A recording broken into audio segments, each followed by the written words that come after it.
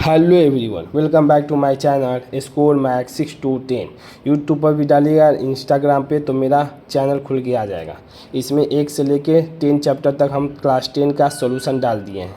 NCERT का class 10 math NCERT का solution, area related to circle, chapter 11, exercise 11.1। Afternoon में मेरा अपलोडिंग टाइम है 12 PM to 1 PM। Question number 8, a horse is tie to a pig. Pig मतलब होता है खूंटा जो गाड़ते हैं। At the one corner of a square. देखिए ये इंपॉर्टेंट हो गया, स्क्वायर इंपॉर्टेंट हो गया। Shape grass field of the side is 15 metre by means of a 5 metre long rope. ये इंपॉर्टेंट है। See the given figure, find the area of that part of the field in which the horse can graze. The increase in the grazing area of the rope were 10 metre long instead of 5 metre. मतलब question प्ले diagram से समझा देते हैं आपको। देखिए square दिया है तो स्क्वायर को पता है आपको कि ईच एंगल कितना होता है, 90 डिग्री होता है। और जो इसका लेंथ ब्रेथ सब तो बराबर ही होता है, स्क्वायर में ऑल साइड बराबर दिए 50 मीटर दिया हुआ है। अब कह रहा है कि इसका जो रेडियस है, देखिए यही से इसी में देखिए हम सर्कल में ही स्क्वायर बना है। क्या एरिया रिलेटेड टू सर्कल है तो देखिए सर्कल से और कॉन्सेप्ट किया, स्क्वायर इसमें मान ड्रॉ कर देते, ईच एंगल 90 डिग्री हो जाएगा तो यहाँ पर 90 डिग्री बना दिए। अब क्या उसका रेडियस पहले वाले का 5 सेंटीमीटर है तो 5 सेंटीमीटर कर दें। इसी एरिया के बीच में तो वो ग्रेज करेगा, मतलब घास चरेगा। मान इतना ही बड़ा इसका रोप है, मतलब रेडियस इतना ही बड़ा है, 5 सेंटीमीटर है तो इसी एरिया के बीच में। तो यही ना पूछ रहा पहला वाला क्वेश्चन में, मतलब area of the part of the field which the horse can be graze. यही पार्ट है, इसका मतलब एरिया निकाल, इसका सेक्टर निकाल देंगे तो यही एरिया हो जाएगा। तो हमको देखिए एंगल यहाँ से पता चले, जहाँ स्क्वायर दे दिया आपको, स्क्वायर का अगर प्रॉपर्टी पता रहता तो क्वेश्चन सॉल्व हो जाता। कहीं इसका 90 डिग्री होता है तो फार्मूला आपको बता ही थे। देखिए पहले लिखने का statement, from the figure it can be observe, मतलब फिगर को देख के ऑब्जर्व किए दैट द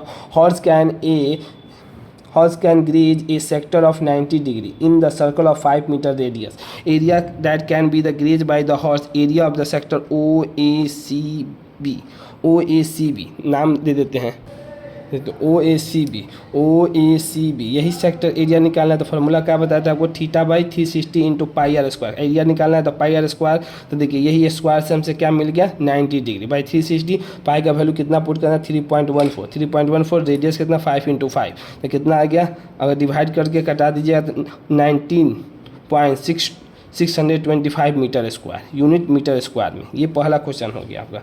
अब देखिए सेकेंड क्वेश्चन में आते हैं कि द इंक्रीज कितना इंक्रीज करेगा। अगर रोप जो पहले 5 मीटर था उसको हम कितना कर दिए, 10 मीटर कर दिए, तो कितना का इंक्रीज आएगा, मतलब कितने का अंतर आ जाएगा। तो area that can be graze by the horse when the length of the rope is 10 metre long. अब 10 मीटर कर दिए, यही जब 10 मीटर लॉन्ग कर दिए यही वाला पोर्सन आ जाएगा ये, बस आइए तो 90 डिग्री रहेगा ही। फिर फार्मूला वही θ/360 into pi r square. Theta का वैल्यू कितना 90 डिग्री, 360 इंटू पाई का वैल्यू पुट करना 3.14 इन रेडियस हो गया 10 इंटू 10 डिवाइड कर दीजिएगा तो कितना आ जाएगा 78.5 मीटर स्क्वायर।